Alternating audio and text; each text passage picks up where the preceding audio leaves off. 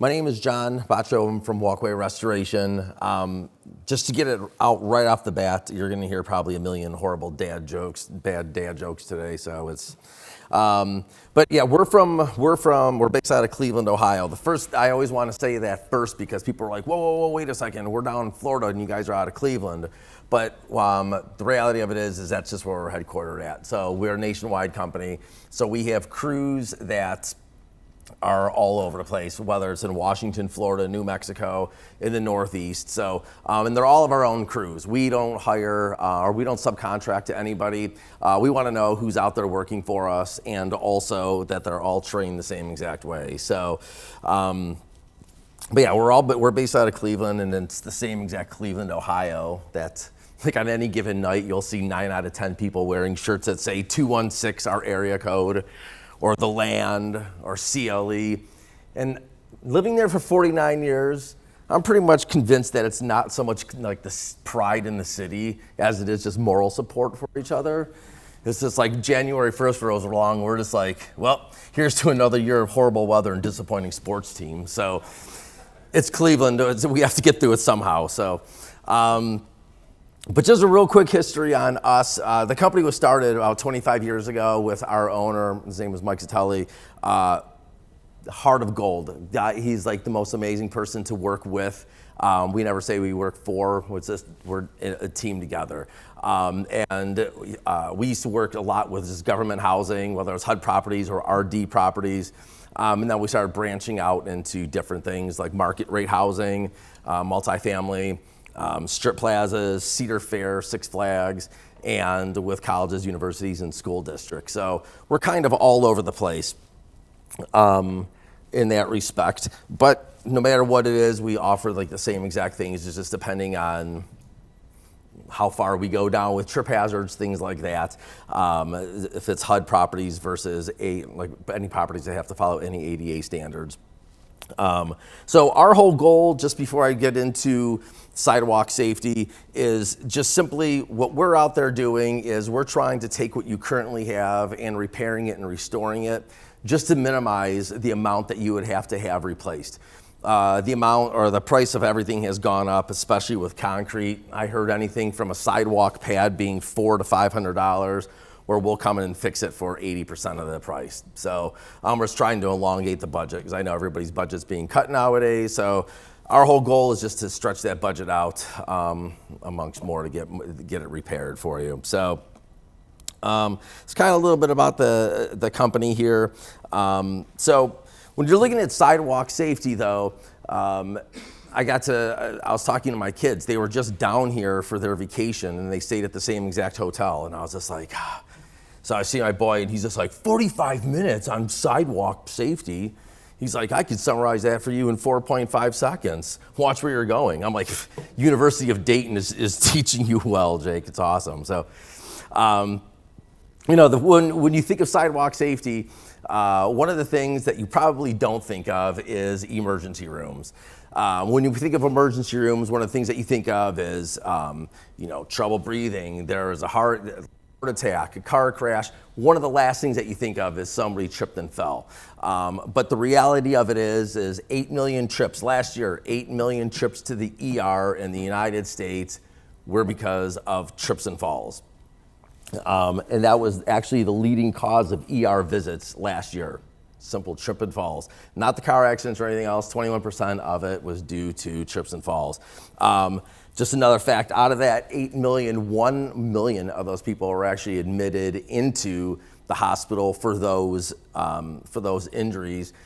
Average cost for the person out of pocket was $2,700 for the trip and fall on the concrete. And insurance claims were $2.5 billion just for that portion of the ER room visits there. So what did people go in for? Anything that ranges from sprains to lacerations. Then it just gets worse from here. Fractures, traumatic brain injuries, back and spinal cord problems, and it could even result in death. I work mostly with colleges and universities. My other pet project that I have my hands on is senior living. and it is huge with the senior living as far as getting those sidewalks repaired. And believe it or not, colleges and universities and senior living is not at all different when it comes to sidewalks. A quarter inch and above, you better have that thing fixed. So that's just the reality of how it is with those. But when it comes to like the outdoor falls, unfortunately, 70% of them are on the actual concrete, not on grass. And so this is one of the big reasons why you need to perform their seasonal safety reviews, whether it's on your sidewalks, breezeways, patios, things like that. But for concrete safety, keeping the sidewalks safe. There's a multitude of reasons why you want to do this. Some of them I'll spend a little bit more time on, such as the legal liability of it. Just keeping your sidewalk safe is just going to reduce risk of lawsuits and costly insurance claims. Like I said, I'll get back to that one in a little bit here. But keeping them safe, preventing injuries, you don't want to have any of the lacerations, the sprains, things like that. Another big thing, which I'll focus a little bit more on, is accessibility, especially because of ADA, keeping it all safe, not only for all people rather, whether you're walking, using cane, crutches, or in a wheelchair. Those sidewalks do have to be safe. And I'll spend a little bit more time on that bit here. Another interesting one is sidewalks looking good for simple college or for campus aesthetics. You want them to look good, look cleaner, cared for. It just helps out with school pride and inviting future students, having the sidewalks look good. I'm not going to name any university specifically, but there's this university in Ohio in the city of Bowling Green that,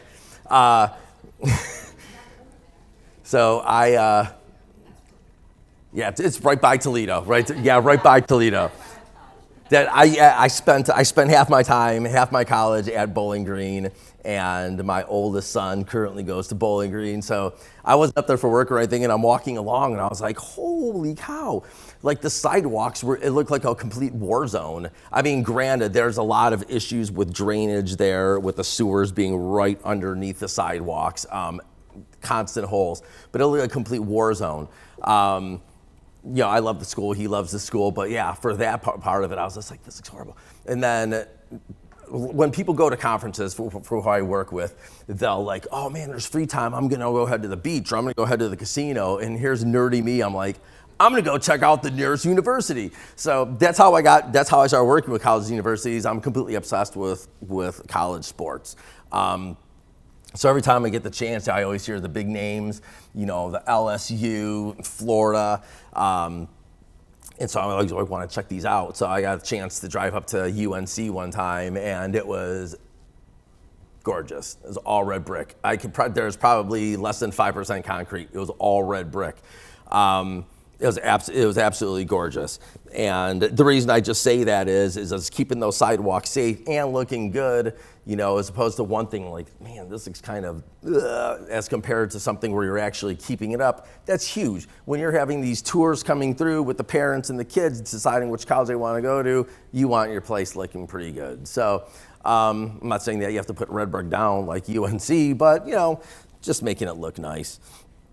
Also, it does encourage like a healthy lifestyle, believe it or not. People actually want to get out and walk, jog, bike on the sidewalks. If it's a war zone, they're not going to want to do that. And another part of it is, and I'm not going to get too much into this, but if you have damaged sidewalks, another thing that is going to happen is it's going to affect how water drains in an area.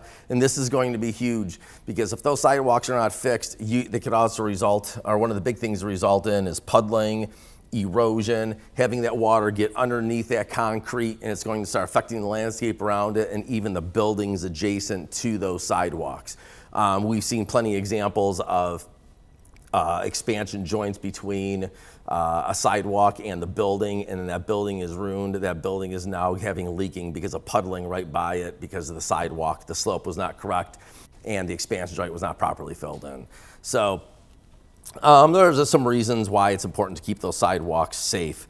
But going back to the legal part, I'm not a lawyer, I don't play one on TV, but I always get into the legal aspect of this part of it with comparative negligence. If somebody is on your campus, whether it's a student, staff, or even someone who's trespassing, because yes, they has just as much rights as the people who actually are supposed to be on the campus, you have to look at it. If there's a trip and fall, was it something that was their fault or was it your fault?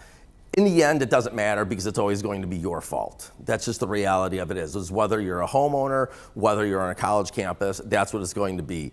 But there's certain things that you could look out for too, or when it comes to people walking, was it their fault that they tripped and fell? I'm infamous. Every night I take my dog Dusty, my little beagle buddy, and we go for a walk around my neighborhood.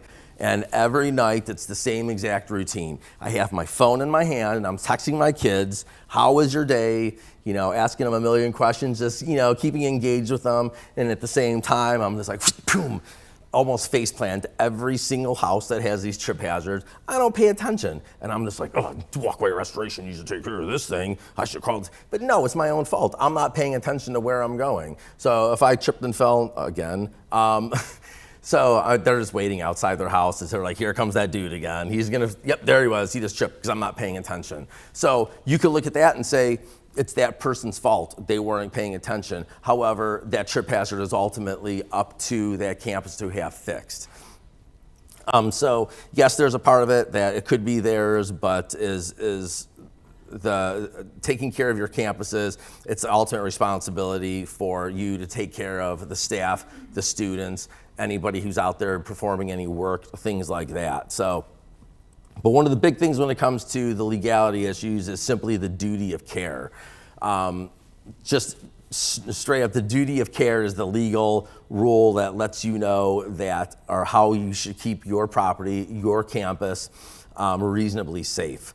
So the best thing to do this is just to have those inspections, whether it's quarterly, a couple times a year, or annually, to look at those sidewalks and check out the conditions and see what needs to be fixed, what can be dangerous for anybody who's walking on there. The big thing though when it comes to this duty of care is three simple things. You have to inspect those sidewalks. You have to be able to warn the people that, hey, there's something going on here, whether it's that yellow stripe, whether it's a cone, whether it's signs. Let people know, because as soon as you find something out, you're not going to be able to fix it right then and there. So at least let people know. And then the last thing is to correct it. You could paint those yellow lines on trip hazards, on cracks, but that's not going to really make too big of a difference when it's all yellow paint all year round and you've done nothing to correct it. So keeping yourself like safe, at least from the legal aspects, that's one thing to help out, but that's not going to ultimately cover it in the end. So when it comes to Florida specifically, because each state has their own laws and they differ tremendously.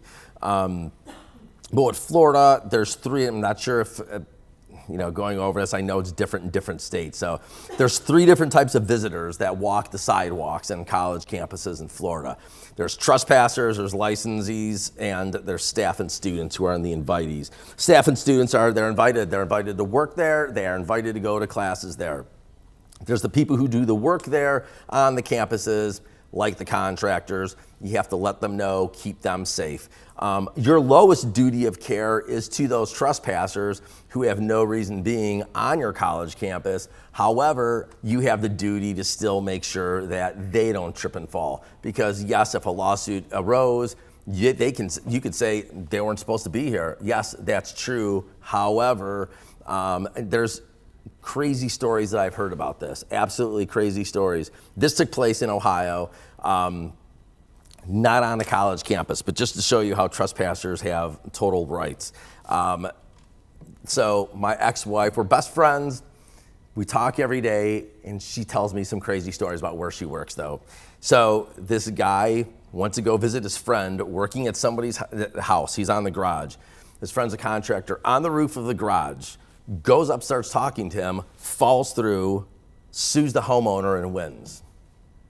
So that's how much rights trespassers have.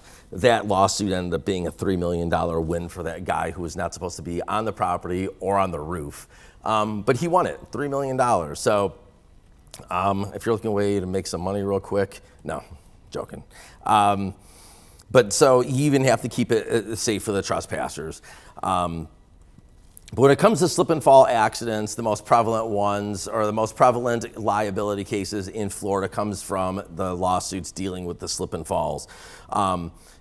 So in order for somebody to actually win that lawsuit or actually have a case, it has to be proven that the property owner knew about either one of two things: knew about it, or they should have known about whatever was going on with that sidewalk.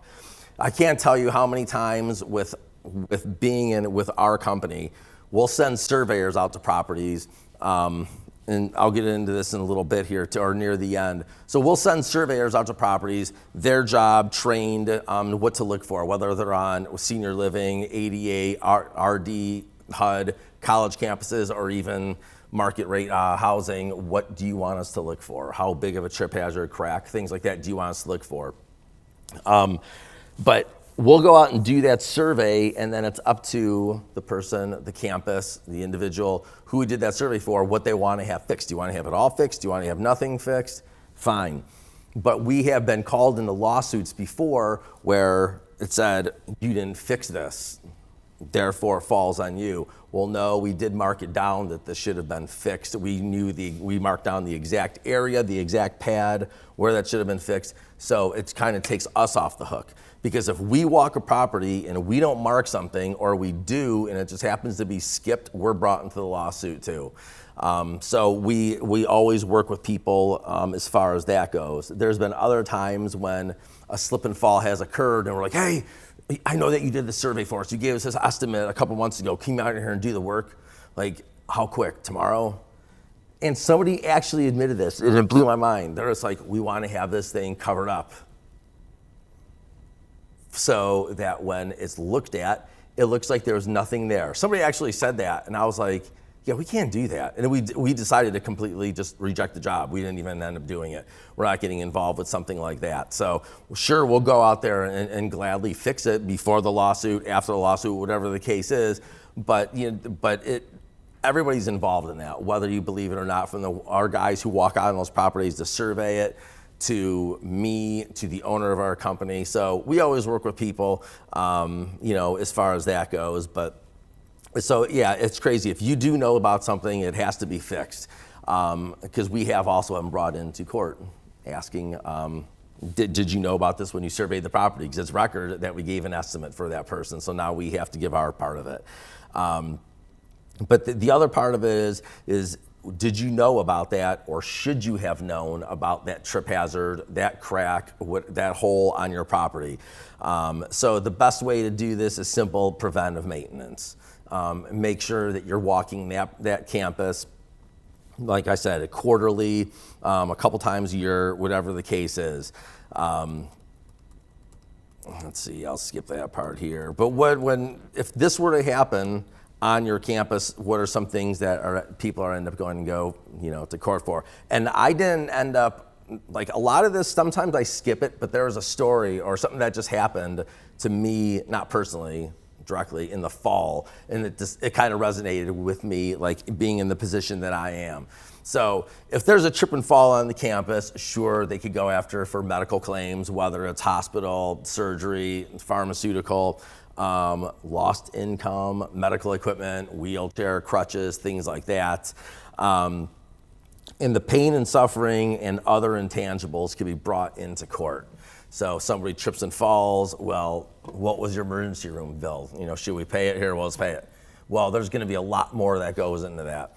So the average lawsuit that results from a slip and fall, and this is cumulative over college campuses, senior living, private property, is that lawsuit could go from $10,000 up to $2.5 million and more from the stuff that I have read. And because they could bring other things into it. So I got home from, and this story, it sticks with me. I came home from church it was early last fall, and I'm out there walking with my buddy again, And I'm walking down the street and I see this older gentleman walking up the sidewalk to this apartment building. Now, the corner of my eye, I just see him go straight down. And I was like, so I hurried up and ran over to him, and he is the blood's coming out like a sieve right on the eyebrow. It is just completely pouring out. My dog Dusty, who's the hyperactive beagle, just laid there next to the guy, pressed up against him. He didn't even know what to do. He's like, is it bad? Is it bad? And it was bad. I mean, cuts on the eyebrow, it takes a while for that to stop bleeding. But his hand immediately turned black and blue. He had this cut over. He's like, what do I do? What do I do? I'm like, I'm gonna take you to the, not necessarily, or the urgent care. And he's like, no, don't go to the emergency room because as far as I don't really have the money to pay for it. And I'm like, look, we just got to go to urgent care. So I ran to my place, got my car, picked him up, took him to urgent care. On the way there, he's just like, all I wanted to do was see my friend one last time. And I was like, and I got teared up. I'm not gonna, I'm like the bald-headed working out guy, and here I am though. Like, I'm all teared up as he's telling me this story. He's just like, my friend's going into hospice tomorrow, and this is probably the last time I was going to see him.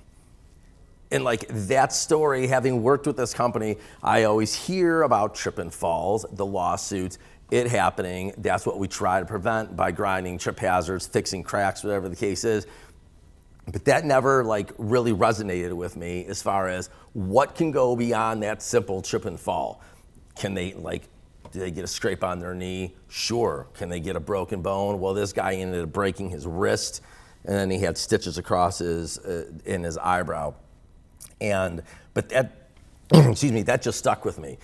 He never got to see his friend one last time before he went into hospice. I didn't talk to the gentleman after that happened. His daughter came and picked him up.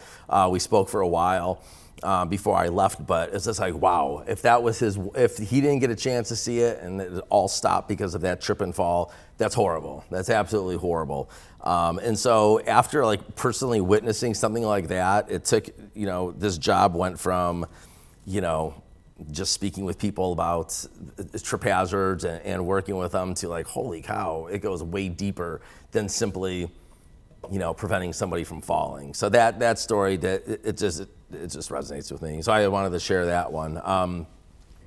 But aside from the legal aspects, ADA is also huge. American Disability Act started in '90 by George Bush. The biggest overhaul in American law when it comes to rights with people with disabilities. So that's why no matter where you're at, and especially with college campuses and government housing, it all comes down to ADA. You have to protect those students and staff, and you're ultimately protecting yourselves. So one of the things that they say with sidewalks is they have to be 36 inches wide. Well, you might be grandfathered into it if it was before that, but why 36 inches? They need to have it wheelchair accessible. The surface of those sidewalks have to be firm, stable, slip resistant, and you're not have any cracks, trip hazards, things like that in there. When it comes to slope of the sidewalks, they can't be more than 5% of a slope going up or down, side to side. They can't be more than 2.1%, I think it is. But the correct slope even has to be perfect. People will come out with these slope readers to make sure, after we fix stuff, to make sure that everything is good. So that's just some things. I don't really see the slope readers that often, but sometimes people break them out and we end up redoing our jobs too, because it was slightly off. So. But another thing when it comes to ADA is just making sure not only the sidewalks are safe, but also intersections and curbs, as far as if ramps are built correctly to go up to that curb, or if that curb is cut out so that somebody with a disability, like in a wheelchair, can easily go across that and it's accessible to him or her. And having also the warning tiles, the warning pads, depending on what they're called, at the intersections, especially for the visually impaired, letting them know that they're going to be coming up to a crosswalk. So those are also important. So college campuses are much like any other campus across the country. You have to follow ADA. So when it comes to that, what we look for, what you should be looking for, is any trip hazard that is a 1/4 inch or more. It's crazy. When I first started years ago, and when we're overflowing with work, and our surveyors are completely busy, they'll ask other people in the company, they're like, "Can you go out and do the survey? Can you go out and do the survey?" And anyone's like, "We have a bunch of properties in Florida. Can you go survey them?" I'm like, "Yeah, you don't have to ask me twice. I'm in Cleveland. It's 55 feet of snow outside, and it's like 100 degrees below zero." So I'm like, "Yeah, absolutely." And that's in July too. So, yeah, it's a little exaggeration, but any reason to go to Cleveland. But yeah, so all our surveyors know exactly what to look for, and like I said, it's that 1/4 inch. You think of a 1/4 inch as being small. In reality, if you were to put, like, I used to carry a block with me, and just so I would know, here's an inch, 3/4, half, 1/4 inch. A 1/4 inch is not that small, actually. It's still a pretty far way up. When it comes to HUD properties, they look for things that are 3/4 of an inch or more. 3/4 of an inch or more, I mean, it's already like this tall. It's crazy. But definitely when it comes to senior living and college campuses where you have the students, staff with disabilities, you need to make sure that they're safe rather. So when it comes to those trip hazards, just making sure that whether it's horizontal or vertical, it's nothing more than a 1/4 inch. What causes these things? It could be weather, erosion, the ground shifting, trees underneath, anything like that is going to cause trip hazards, cracks in the sidewalks to form. And why are they important? It's just that they could cause a mess of problems, not only for somebody tripping and falling, but for lawsuits or insurance claims. So how can these things be addressed? These trip hazards, cracks, holes, things like that.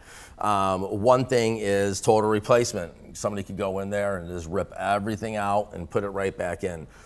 Once again, the problem with that is, and especially with a lot of colleges nowadays seeing budget cuts, whether it's from just a loss of revenue coming in or funding from the government being cut, either a little bit or a lot, you have a certain budget to work with, and you're going to have to stretch that budget out. So what we do at Walkway Restoration is we do the repair and restoration work, just to try, like I said, to minimize, if not eliminate, the need to replace that concrete. There's different companies out there that do it different ways. Another company that we know comes out with saws. It's an 8-inch blade. They'll come and saw that concrete. Only issue with that is it's awesome. It looks great. It looks just like the finished product of ours. The only problem is remember when it comes to ADA, there's the 1 in 12 rule. So for every inch that you go down on grinding a trip or eliminating a trip hazard, you have to go 12 inches back. So, and that's just making sure that slope is there properly. Because if it's raised up too high, that's still considered a trip hazard, even though it's like quote unquote ramped up. Once again, I can't stress enough is being proactive instead of reactive. Simply walking the campus or calling a company out like us to walk the campus, marking everything down, and however you choose to do it, whether you fix the campus in zones, whether you do it quarterly, annually, that's going to be important, and it's going to save everybody. It's going to save you money, and it's going to potentially save somebody, from being hurt, if not worse. So a little bit more about the types of issues that concrete has. I always talk about the trip hazard. So a trip hazard is nothing more when you have two slabs of concrete that come together at the joint. One is raised higher than the other, or it could be because of a crack. Once that crack forms and the sidewalk starts shifting, and that's the trip hazard that you need to get rid of. As far as what we do at Walkway, we do a 2-step process. We use scarifiers. It's huge machines, 300-pound machines, put it right on top of that trip hazard. It grinds it down. It's like butter. It'll just take that concrete right down, leaves it real rough. I I've been to shows before where people are like, don't grind, this is what it looks like. And they bring this piece of cement in, put it on their table, and it looks like a bear clawed at it and gnawed at it, and there were shotgun blasts at it. And I was just like, no, it's perfectly flat. We use a Scarifier, it knocks it down with carbide cutters, and we have diamond bit hand tools that we go over it, make it perfectly smooth. And then there's a nice straight line behind it. So it looks like any, if a saw were to cut that as well. I know one concern is people are like, well, it's going to be a different color than the rest of the sidewalk. Well, if you replace those pads, it's going to be a different color than the rest of the sidewalk. Like I said, we're here just to extend that budget. And also, when it comes to sidewalks, yes, you want them to look good. We talked about the campus pride, right? But also, you want them to be safe. So if something looks like it's brand new concrete because you grind it down to it, it's a little bit more important than somebody face planting, like me paying no attention, being on my phone. So, but we do the same exact process too when it comes to curbs. One of the things that you don't think of that I never thought of when I started years ago is curbs. Well, if there's a curb running between, like especially in parking lots, when you have that sidewalk and you have the curb and then there's that parking lot, that's considered a trip hazard if that curb is raised up. Because at any point in time, that person could go walk into the parking lot and trip and fall. That's a trip hazard. So we do the same thing when it comes to curb grinding, with the same exact two-step process with that. Another thing that's considered a trip hazard, and these are more horizontal, are when gaps form in concrete. The most common ones where you have expansion joints. With cement, you're going to have control joints when you're walking along the sidewalk and you see those lines every 5 seconds. It's just the concrete is solid, but they'll dig it or they'll saw cut about an inch down. That's just a control joint. What that is just try to control cracking. That's all it is in the concrete. Expansion joints is where you have 2 separate slabs and you have material in between there, and that's help with the shifting of the concrete. Concrete is not stable. It's not going to stay in the same exact position forever. It's not something solid that water cannot penetrate. Concrete moves, and concrete is like a sponge. It'll absorb water like you would not believe. So when it comes to fixing gaps in those expansion joints, whenever separations occur, you need to get in there and to get that fixed. So something that we do is we'll clean that gap out. If it's anything more than a 1/4 inch, we put a backer rod in there, a foam backer rod that will allow for the expansion and contraction without it breaking. Also, it helps as waterproofing as well. So we always put that backer rod in there, and then we'll put a self-leveling caulk on top of that. That's waterproof. And then what we started doing last year is no matter what repair we make, whether it's grinding a trip hazard, fixing a crack gap hole, is we not immediately, but when the job is done, because some of the stuff has to dry, is we seal everything. We put a sealant over it, just adds an extra layer of protection on top of everything. But when it comes to those gaps with the backer rod, the self-leveling caulk, if the expansion joint is completely blown out and it looks horrible and it looks like somebody just dropped their bowling ball on it, what we'll do is we'll saw cut out both sides, maybe 3 to 4 inches of that expansion joint, clean that completely out, fill it in, and then we'll put a control line back into that concrete. So that's like the worst case scenario. And another thing that we fix and that you have to pay attention to are holes. We think of trip hazards as being a couple of slabs of concrete, one higher than the other, whether it's the joint or the crack, but also holes. And holes in concrete can form for multiple reasons. Is a bad mix, the air bubbles being in the mix. But what we do is we take the natural shape of the hole, whether it looks like a square, whether it looks like a triangle, whatever the case is. So what we do is we saw cut out that area, blow it all out, make it completely clean it out, and then we put tap cons into the ground. It basically looks like upside down screws. And then we'll put a polymer cement on top of it. That actually hardens to around 6,500 PSI. Sidewalk cement is around 3,500 to 4,000 PSI. So it's a polymer, it's a hybrid. But the reason for putting the tap cons in there is it gives it something to hold on to. And during the freeze and thaw cycles, concrete expands, it contracts. And if those Tapcons aren't in there and that happens, it'll pop that filling right out. And it will look like we just did a horrible job. So we put those in there because that gives us something else to hold on to other than the concrete around it. We do things like that just so the repair is made, it's going to last longer, and we want to make sure that when we leave, everything is done properly. So, as a side note, I got to tell you this story too, to show you how careful we are about this stuff. I had a job at a community college in Ohio, and the guys did it, and we get an email a week later from our operations manager, and there's pictures of this job that didn't look the best. It didn't. And I was like, wow, that's horrible. I hope that's not one of my properties.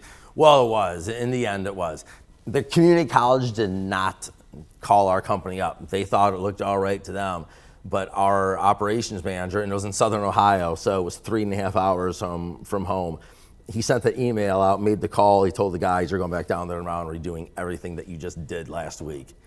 So it wasn't even the college campus that called. It was Mark, our operations manager. That's to show you how particular we are. We take pictures of all of our, not every single repair we make, but the guys out there in the field are required to take pictures, but before, after, so we know what it looks like, because we want not only the campuses, whether property management companies to be satisfied, but we have pride in our work too. So we just want to make sure that that's shown there, and that we'll take care of anything like that. When it comes to cracks, we fix things similar to how we do any of the gaps. But when it comes to hairline cracks, we tend not to worry about those simply because a hairline crack, it's the start of maybe something worse. But we don't necessarily do anything right off the bat, because if we were to fix a crack, we take something called a crack chaser and we open that thing wide open, about 1/2 inch. We'll clean it out and fill it back in. Why bother taking something that's not even, it could possibly never be an issue, it just might have been a crack due to the expansion and contraction, and make it worse. So when it comes to cracks, we're kind of particular about which ones we do. But if it's bigger than the hair, but if it's bigger than a hairline crack, we will fix that. Those could be formed anywhere from the excess water that was in the concrete when it was originally mixed, drying too quickly, the lack of control joints, tree roots, anything around the cement itself or around it could cause cracks. But we'll go ahead and fix it like I had just explained there. Oh, excuse me. Making sure that that's all ADA compliant too, because just like trip hazards, 1/4 inch or more, when it comes to cracks, 1/4 inch or more, horizontal or vertical, they will look at. Another big issue is spalling, spalled concrete. When it comes to ADA, if 5% or more of a concrete pad is spalled, you're gonna get dinged for it, like on a report. And so spalling is when the top of the concrete starting to look really worn. In the north, we just had a winter where we had below average snow, but the amount of snow that we did had lasted longer than a lot of more recent history, where we had ice on the ground that was there for 6 weeks straight. But in the north, we love our salt. It's just like we pour it on our food and then pour it on the sidewalks, because it's probably covered with ice. So you have a lot of spalling going on. It could also be that water soaked into the concrete, flash freeze, and it's there, and then it thaws, and then immediately freezes again. That's gonna cause that concrete to start crumbling. So what we do is, and like I said, that's ADA, if there's any inspector come out, will ding you. 5% or the more of that concrete is spalled. So what we do is we have our light surface grinders, which will kind of roughen up the surface. Still make it smooth, but it'll get rid of that spalling. If it's a little bit worse than that, what we'll do is we'll put our concrete resurfacer over it. It's Ardex. All it is just like putting veneer on teeth. It's just, we put the concrete resurfacer, put the brew marks back over it, control lines. It looks like a brand new sidewalk in the end, but for a fraction of the cost. Another thing that we do is our anti-slip coatings. Because that's something else that ADA can ding you with if those sidewalks are slippery. That could be due to moss, algae, anything like that, weather making it perfectly smooth. So we also have anti-slip coatings to help prevent that as well. As a matter of fact, you'd probably get hurt worse slipping on our anti-slip coating because of the grit that's in there. You'll tear up a knee. So I've never done that. But no, that's another thing that you just have to pay attention to with ADA, making sure that's not too slippery. Just to kind of summarize, what I'm here representing our company. If there's something that you ever wanted us to come out and take a look at, feel free to. I'm the only one who, I have a monopoly, working with school districts and colleges and universities across the country. So if there's anything that you need, everything would always come through me. So you'll have the same guy working with you. And we do give no cost estimates and surveys. So if there's something that you want done, you want part of your campus looked at, you want the entire thing looked at, no problem. One of our full-time surveyors or myself will go out there and we'll walk with you, or if you want to set us free, have us look at whatever. And what we do is we come up with a comprehensive report as far as what type of repair it is, how big that repair is, whether it's in linear feet or square inches or square feet, where it is on the campus. We give you this detailed report, and then we'll give you an estimate based right on that. Like Mike, the president of our company, always says, he's like, reading our estimates is like reading a menu. You can pick and choose what you want to have done. It's not all or nothing. So if it's something that you only want trip hazards worked on at first, cool, we could do that, no problem. If you want the entire campus worked on all at once, no problem at all. We've yanked crews from other places and put them on military bases, so we had 5 crews on one base. We do the same thing with college campuses. University of South Florida was one of the biggest campuses I've ever seen in my entire life. And we took crews from other places and put it on that campus just to get the job done. So like I said, you are in control of that. And one of the last things I will say is I focused throughout this whole thing on preventative maintenance, checking out something quarterly, yearly, whatever the case is. We also offer programs like that so you don't have to, where we work with property management companies that have 800 properties across the country. We work with colleges, universities where we do the same thing. We'll go back once a year and walk that entire campus, walk that property. Anything new that popped up since the last time we were there, we'll fix. You set a price. Say when you're here, you have $2,000 to fix this, okay? And so we'll find the worst, and have those fixed. We offer maintenance programs, or we'll automatically come back every year. So have us worry about those issues and not you. So. But yeah, that's all about sidewalk safety. Some things I just rambled on probably too long about, but then it's walkway restoration. Is there any questions that you had, comments, concerns, what to do with holiday leftovers, anything?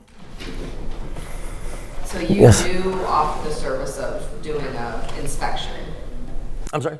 You do offer your company offers the service of doing the actual inspection? So what we'll do is we'll send a surveyor out there and we'll look at everything. And every year that they have to go through OSHA training, ADA, even if they've done it already. So they're kept up to date with any of the law, any changes, so they know exactly what to look for. So we have guys that are out there that's their full-time job is just to travel around the country surveying property. So yeah, absolutely. We have the SREF, inspection. Okay. Every March. But yeah, as far as, they're looking for certain things, and you would obviously be. Yeah, it's just being proactive instead of reactive. So, and there's times too that people will wait until, like, when it comes to government properties, when it comes to AD, they'll get the report first, see what they're going to be dinged on, and then they have us come in and fix those based on what they say. And a lot of times that'll work because we'll write a letter saying, hey, they have already entered into a contract with us. So even just want you to know that even though they, got dinged on these certain areas, they're already contracted with us to fix it. So it's going to be done. So we do that as well. But yeah, if you want to be proactive about things, and like our estimate that we give, if you don't want to do it, if you don't want to have any of the work done, you don't. Will it hurt my feelings? Probably a little bit, but no, it's completely up to you how you do things. So like we always offer that service is the no cost survey and estimate then. They come work at FGCA, so if you all want to take a field trip south and see it in person. Okay. They've done some work. Yeah, because we did two sidewalk restoration resurfacing that neither of them were like mind blowing. So we're still on the hunt. All right. Yeah. Well, like I said, even though we're based up north, I'm going to be completely honest with you. We have more work in Florida than we do in Ohio. So we can work here pretty much all year round, but we've always had more work. So we always have crews. My whole point in saying that is we always have crews and surveyor that are in the Southeast, especially in Florida. So we just opened up a satellite office in Huntsville, Alabama, and the next one's either going in Tampa or Orlando. And this guy is going to be the one applying for it real quick. So, but yeah, we could definitely do that for you, no problem at all. So, anybody else? If I didn't know an answer to a question, I'd be like the teachers, like in school, be like, good question. If you find that out, I'll give you extra credit. That's the minute you know the answer then. But yeah, if there's anything where I'm at a booth there in the exhibit hall, so if you do think of any other questions or want to sign up and have somebody come out and take a look at the campus, definitely will. So.